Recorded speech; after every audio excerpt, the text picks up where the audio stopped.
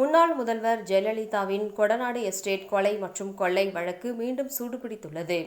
இவ்வழக்கு தொடர்பாக ஜெயலலிதாவின் முன்னாள் உதவியாளர் பூங்குன்றன் இன்று கோவை காந்திபுரத்தில் உள்ள சிபிசிஐடி அலுவலகத்தில் விசாரணைக்காக ஆஜரானார். முன்னதாக கடந்த மார்ச் மாதம் ஜெயலலிதாவின் வளர்ப்பு மகன் VN சுதாகரன் மற்றும் அவரது முன்னாள் பாதுகாப்பு அதிகாரிகள் சயான் உள்ளிட்ட பலரிடம் சிறப்பு புலனாய்வு குழு விசாரணையை மேற்கொண்டது. அப்போது பங்களாவில் இருந்ததாக கூறப்படும் கோடிக்கணக்கான ரூபாய் மற்றும் மதிப்புமிக்க பொருட்கள் குறித்து அவர்களிடம் கேள்வி எழுப்பப்பட்டன. இதுவரை இந்த வழக்கில் 250க்கும் மேற்பட்டோரிடம் விசாரணை நடத்தப்பட்டுள்ளது குறிப்பிடத்தக்கது. நீதிமன்ற நடவடிக்கையை பொறுத்தவரை முக்கிய குற்றவாளியான கனகராஜியின் சர்வதேச தொலைபேசி அழைப்பு விவரங்களை இன்டர்போல் மூலம் பெறுவதற்கு சிபிசிஐடி முயற்சித்து வருகிறார்கள்.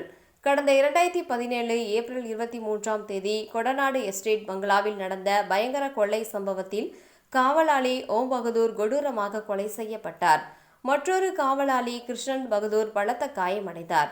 இந்த வழக்கில் இதுவரை 10 பேர் கைது செய்யப்பட்டுள்ள நிலையில் முக்கிய குற்றவாளியான கனகராஜ் கார் விபத்தில் உயிரிழந்தது குறிப்பிடத்தக்கது. தற்போது சிறப்பு புலனாய்வு குழு இந்த வழக்கை தீவிரமாக விசாரித்து வருகின்றது. குற்றவாளிகளின் தொலைபேசி உரையாடல்கள் மற்றும் மின்னணு சாதனங்களில் உள்ள தகவல்களை ஆய்வு செய்வதற்காக இன்டர்போலின் உதவியை நாடி உள்ளனர். மேலும் வழக்கில் கூடுதல் சாட்சிகளையும் விசாரிக்கும் நடவடிக்கைகளும் தொடர்ச்சியாக நடைபெற்று வருகின்றன. இந்நிலையில் ஜெயலலிதாவின் நம்பிக்கைக்குரியவராக இருந்த கணியன் பூங்குன்றன் இன்று விசாரணைக்கு ஆஜராகியுள்ளார்.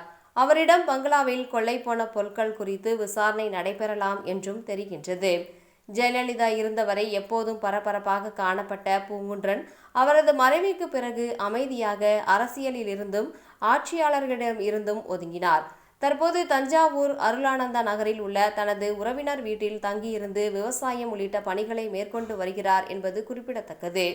பூங்குன்றனின் இந்த ஆஜர் கொடநாடு வழக்கில் மேலும் பல முக்கிய தகவல்கள் வெளிவரலாம் என்றும் எதிர்பார்ப்பை ஏற்படுத்தியுள்ளது.